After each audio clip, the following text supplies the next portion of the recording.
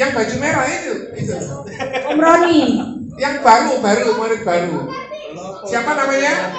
Sini, siapa? Kamu yang mewakili. Ya, sini kenalan yuk.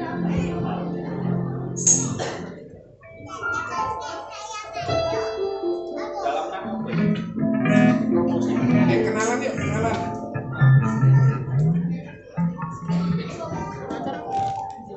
Ya, shalom semuanya. Ya, perkenalkan, nama saya Kevin. Mungkin teman-teman yang dari kaum muda sudah beberapa kenal aku ya. Ya, puji Tuhan. Sekarang belum ada kesempatan coba datang ke SM2 seperti itu. Juga ada waktu juga, kebetulan tidak ada kegiatan tempat lain. Saya datang ke kaum muda, datang ke SM2 seperti itu. Saya juga ada teman juga. Mungkin beliau akan memperkenalkan diri sendiri ya. Ya, shalom saudara, perkenalkan nama saya Otniel. Ya, temannya Kevin. Udah. Ya, tadi ada Evan juga. Ya, satu lagi namanya Evan. Cuma tadi tiba-tiba ada telepon, jadi ke belakang sebentar. Harusnya sih nanti masuk lagi. Kayak gitu sih. Oke. Evan drum betul. Thank you semua. Mau nyanyi? Terima kasih Kevin sama Otniel ya. Enggak, aku ngetes kalian itu dengerin atau enggak gitu loh. Ada lagi yang bersaksi? Oke, kalau belum ada, oh ya silakan Tante Mary. Ya, saya mau bersaksi ya. Kejadiannya itu baru saja hari apa ya itu ya? Hari Jumat mungkin. Tidak, Jumat Kamis, saya lupa. Waktu itu saya antarkan, kayaknya Jumat kayaknya. Saya antarkan satu hamba Tuhan itu pergi ke Majen gitu ya. Terus saya tuh lewat tol.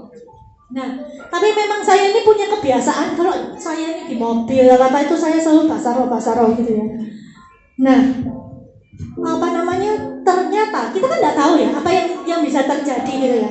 Ternyata waktu di jalan tolnya itu macet banget karena kita dari daerah utara mau ke tol Majen gitu ya. Nah, juga waktu itu jamnya sudah agak telat gitu ya, jadi takutnya nggak bisa nyampe tempat tujuan dengan pas gitu. Jadi saya ya ambil selah. Tapi ternyata waktu di jalan itu, nah ini saya percaya ini Tuhan ya yang arahkan ya. Jadi itu kan jalan macet, kalau saya tetap di tempat saya sebelah itu ada ini truk besar nobrok truk sebelahnya, terus mobil saya itu hari itu naik mobil yang kecil gitu ya, naik mobil Ignis yang kecil. Jadi kalau itu truknya, karena ini ditobrok truknya sama truk sebelahnya, truknya itu minggir ke sini. Tapi pas waktu ini nobrok, kita itu cuma lihat gini ya. Karena apa? Waktu itu saya tuh mau nyalip ke sisi sini, jadi saya tuh pas belok ke sini. Jadi sebelum pas itu hampir pas-pasan gitu ya. Sini ketabrak, saya tuh ngambil jalur yang sebelah sini. Jadi saya nggak sampai ketabrak. Lah kalau saya tetap di tengah, itu mobil tabrak, truknya itu nabrak ke truk sebelahnya kan gini ya, ke sebelahnya sudah mobil saya. Nah mobil saya kecil, ya pasti. Nah terus itu kan yang di sisi penyetir sama, maksudnya sisi yang deretannya saya gitu ya. Jadi nobroknya kan jelas ini, ya pasti saya kena gitu ya. Tetapi kita percaya waktu kita nggak tahu apa yang terjadi. Pokoknya kita ini selalu berdoa dalam roh senantiasa gitu ya. Kita percaya itu ada satu penjagaan Tuhan gitu ya. Dan ini bukan saya alami sekali gitu ya. Waktu dulu saya pernah saksi di sini, mobil saya tiba-tiba mesinnya mati di tengah-tengah jalan. Itu pun Tuhan itu bisa lindungi gitu ya. Jadi dalam segala hal, anak-anak terus-menerus kalian itu ada sesuatu, kalian terus-menerus kalian itu terhubung dengan Tuhan gitu. Karena kita nggak tahu apa yang terjadi dalam kehidupan kehidupan kita nggak tahu. Tetapi kalau kita selalu terhubung dengan Tuhan, Tuhan itu bisa aturkan gitu ya. Yang hal-hal yang kita mungkin kita mikir, oh ya itu pas refleks, pas ketepaan kebetulan. Tetapi di dalam satu kehidupan orang beriman itu tidak ada namanya oh kebetulan. Kalau kita merasa oh ya kalau ditolong Tuhan kebetulan, kali ini ditolong lagi kebetulan. Kalau kita merasa ini kebetulan, maka kita tidak akan melihat kebaikan Tuhan gitu ya. Kita nggak bisa percaya kalau Tuhan itu ada. Tetapi karena kita sadar, oh iya ini kehidupan kita ini kita ditolong sama Tuhan, maka kita lihat kemuliaan Tuhan. Ya mungkin itu sekian dari saya. Terima kasih Tante Mary. Silakan Tante Audrey, kamu terakhir ya.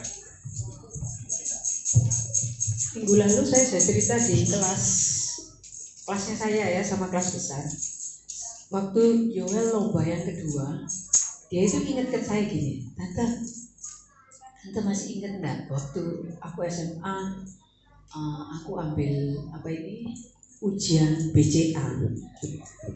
Ada beberapa teman-temannya itu ikut ujian untuk dapat beasiswa BCA supaya mereka bisa kuliah di Bogor. Dan itu fasilitasnya bukan hanya kuliah, tapi mereka dapat asrama gratis, kemudian dapat uang saku, sesudah lulus itu dapat pekerjaan. Itu semua janji-janji yang diberikan. Dan berulang-ulang mereka ikut ujian, lolos. Tapi satu kali saya itu diingatkan Tuhan gini, Yoel ini kan baru main gitar di SM. Kenapa kamu mau lempar dia ke Bogor? Loh, saya kaget loh. Oh, Tuhan, berarti anak ini tidak boleh ikut ujian BCA. Oh ya sudah Tuhan. Saya cuma gitu terus Yoel tak bilangin, Dek, kamu stop ya, jangan ikut ujian. Tante, waktu Tante ngomong gitu sebetulnya aku ini susah. Dia ini ingatkan saya ini sudah lupa cerita itu. Oh, terus saya jelaskan. Oh iya Dek, waktu itu Tante Audrey itu dibilang sama Tuhan, kamu ini enggak tahu, Yoel ini baru masuk SM2 main gitar. Kok kamu buang dia di Bogor? Terus jadi apa anak itu? Gitu. Tuhan itu ngomongnya rada keras. Terus jadi apa anak itu? Oh iya Tuhan. Ya. Nah, terus saya stopkan Yoel. Dek, kamu jangan ikut ujian lagi ya, stop, berhenti, sudah tidak usah ujian terus. Tante ingat enggak? Aku susah loh waktu itu Tante. Waktu Tante suruh aku berhenti, padahal aku terus lolos. Tapi sekarang aku di WM ini aku seneng Tante, aku bisa ikut lomba. Oh iya, terus saya kasih pengertian bahwa saya tidak sekedar suruh stop. Kalau saya tidak disuruh Tuhan, saya tidak suruh dia stop. Tapi karena Tuhan ngomong sama saya ya nurut Tuhan, akhirnya dia bisa kuliah. Terus saya bilang gini, Dek, nanti kamu bisa kuliah di Surabaya kok, Tuhan itu pasti tolong kamu gak usah khawatir. Udah. Terus ada dua pilihan, Ubaya dan WM. Terus saya ini mikir gini, oh kalau di WM kan di Dinoyo, sama rumah saya deket. Jadi misalnya pulang gak ada uang, ya bisa jalan kaki. Memang anak-anak ini SD pulang kalau tantenya tidak jemput, mamanya tidak jemput, jalan kaki. SMP masih di Petra 1, jadi masih saya kalau dari mana-mana saya jemput dia. Kalau saya pas tepat di daerah barat saya jemput. Pas SMA tidak jauh dari rumah, Duku Kupang Barat, Duku Kupang Timur. Nah, waktu kuliah terus saya ini mikir transfer juga, jadi enak di WM aja. Jadi kalau pulang gak ada uang, jalan kaki, gitu pikiran saya. Ya wis Dek, di WM aja, gitu. Terus sudah dengan jalannya waktu, saya tuh waktu itu kan tiap bulan itu suka dapat dari tante saya yang di Belanda ya. Terus tahun 2021 tante saya kan meninggal. Saya tuh punya teman baik. Tante saya meninggal terus dia gini, dia telepon sama saya gini, "Oh, ya apa kamu? Kenapa?" Aku baik. Loh, tante mulai wis meninggal.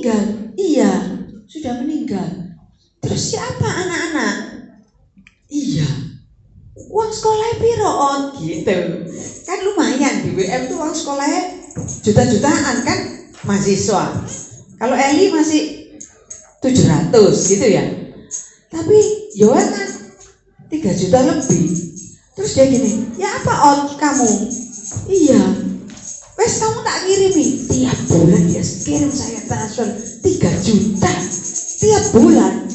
Tapi waktu dia mau ke Amerika, dia bilang, oh aku udah bisa kirim kamu, aku mau ke Amerika. Lama aku kali ini. Loh, dia ke Amerika, saya dapat kerjaan. Dan itu bisa, jalannya itu bisa gitu. Tuhan itu manis gitu ya. Tuhan itu baik, makanya anak-anak, kalian belum mikir, Tuhan itu sudah mikir. Saya ini tidak mikir. Kalau tante saya meninggal terus, ya apa ceritanya? Loh, teman saya itu bisa mikir saya. Ya apa On? Ya wes kamu tak kirimi. On, sudah tak transfer. Gitu. Loh, kok ada orang mau transfer saya 3 juta tiap bulan loh itu. Sampai dia mau ke Amerika, saya dapat kerjaan. Dan saya bisa tolong Yoel, saya tahu itu semua tangan Tuhan. Tuhan itu ajaib, seperti Tante Mary tadi bilang ya. Truknya mau nodol. Loh, Tante Mary mobilnya bisa langsung menggok. Loh, itu semua Tuhan. Kalau bukan Tuhan, kita itu mau mikir apa? Saya ya enggak punya apa-apa. Anak-anak ini bisa kuliah ini ya mujizat. Kita bisa makan minum ini ya bisa mujizat. Kita sehat. COVID, ya kita bisa hidup. Ini semua kemurahan Tuhan. Terima kasih Om Joni, Tuhan Yesus memberkati. Terima kasih Tante Odi, luar biasa ya, keren. Ada lagi yang kepingin saksi?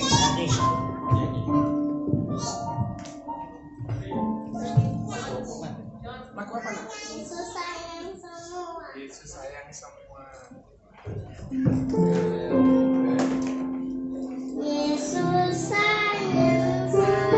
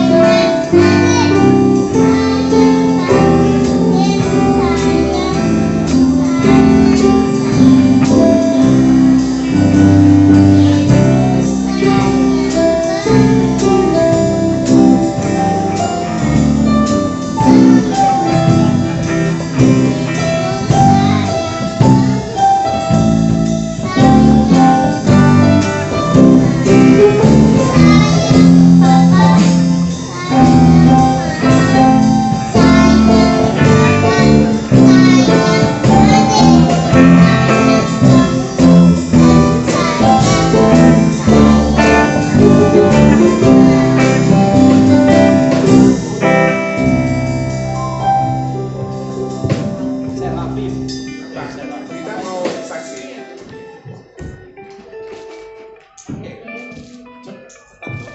Shalom semuanya. Ya, saya mau menyaksikan cinta kasih Tuhan. Ini kan kalau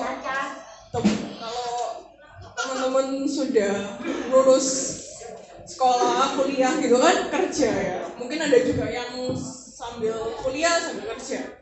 Nah, saya ini sudah lulus S1 dan sempat kerja setahun, ya sekitar 1,5 sampai 2 tahun, 1,5 tahunan lah. Terus saya memilih untuk lanjut ke S2. Di tempat saya S2 itu adanya pagi. Kalau biasanya teman-teman S2 itu kan malam kan, atau sore. Nah, di tempat saya juga tidak bisa online, jadi harus offline ke kampus. Kalau gitu kan berarti kalau kita mikir kan nggak bisa kerja kan, nggak bisa kerja kantoran yang pagi. Kalau kerjanya biasanya siang ataupun sore atau malam, ya. Nah, pada saat itu, ya sudah saya mikir, udah saya nggak usah kerja lah. Saya nggak usah kerja kantoran ya, masih sendiri lah. Pada saat itu saya cuma mikir, ya sudah lah. Terus nggak lama saya resign dari kantor. Terus teman saya ngomong, kamu enggak mau tak kerja di sini? Jam kerjanya sedikit kok. Ya akhirnya saya ambil tawaran itu, dan di perusahaan, jadi di sekolah yang kedua ini, sekolah A, anggap aja lah sekolah A ini sistemnya itu sangat jahatnya gimana? Kalau misalkan saya tidak masuk, apapun alasannya, dipotongnya itu banyak banget. Jadi gaji saya dipotong 20, dibagi 20 itu kan upah harian kan. Nah seperti itu, saya dipotongnya seperti itu. Nah pada saat itu ya sudah lah, saya mikir kalau di sini tuh tidak enak banget kan, meskipun sakit, siapa yang mau sakit? Jadi pada saat itu saya sudah mikir udahlah, di sini ya sudah, saya enggak. Akhirnya saya tidak lanjut karena sistemnya seperti itu. Ya pada saat itu saya sudah, saya fokus lanjutkan S2 karena kan 2 tahun. Saya sudah selesai tahun pertama, ini tahun kedua. Saat itu sudah saya mikir, oke, saya tidak cari sekolah, ataupun saya mikir cari sekolah itu di akhir aja. Karena kalau di akhir aja itu jadi sekolahnya benar-benar butuh, kalau part time tidak apa-apa. Kata teman-teman saya ngomong seperti itu, yang guru-guru lain yang sudah senior ngomong seperti itu ke saya. Ya sudah, pada saat itu ya saya tidak apply, saya tidak lamar sana sini. Terus salah satu konsultan yang di sekolah A itu sudah pindah ke sekolah B. Lah sekolah B-nya ini butuh guru.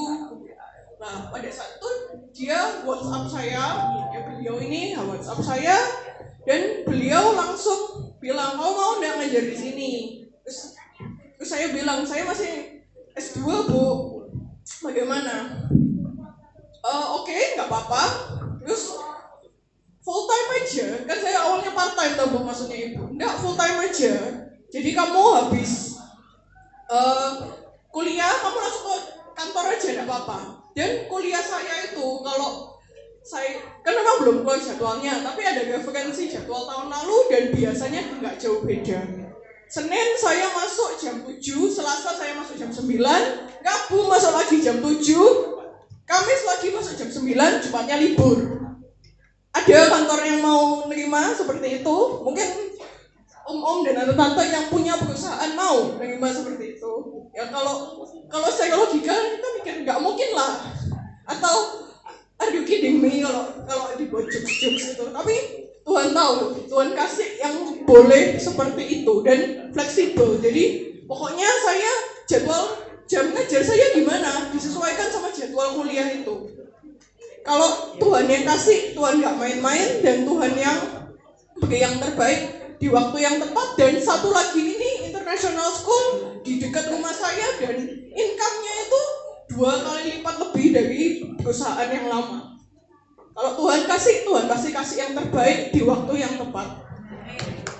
Puji Tuhan, jadi lagunya cocok memang ya, karena tak doain